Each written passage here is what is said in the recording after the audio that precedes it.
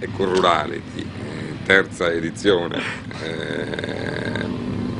risultato eccezionale. Inaspettato potrei dire, perché sapevamo e stavamo puntando in alto, però anche arrivare a toccare alcune vette non si sa mai da dove si parte, ma mai come ci si arriva. E ci siamo arrivati. Questo è molto bello, insomma, ci incoraggia sicuramente ad affrontare con maggiore fiducia e serenità la Ecorurality quarta edizione 2012, che poi è... sì, esatto. Sarebbe anche bello pensare non a quarta, quinta, ma solo Ecorurality.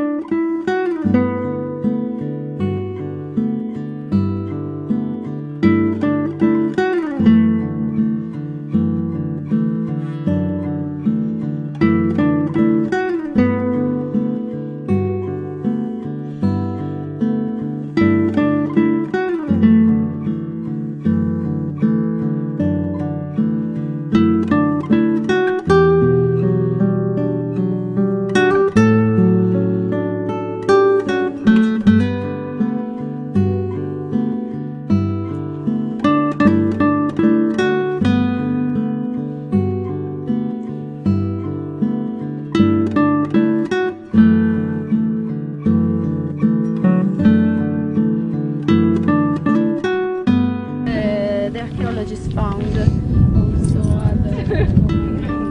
the Barbagia territory. It was the only one not conquered by the Romans, and so it's called Barbagia because the Romans called them barbari.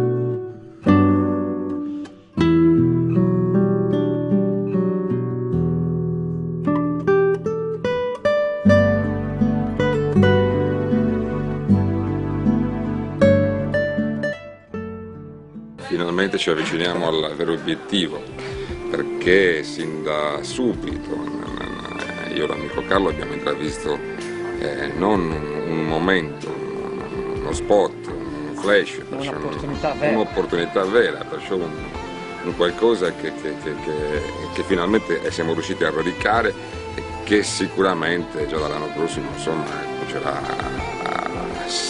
a strutturarsi, diciamo così, in maniera definitiva, io credo, perciò non più un workshop, non più, ma un vero e proprio festival del paesaggio e sul paesaggio, del paesaggio.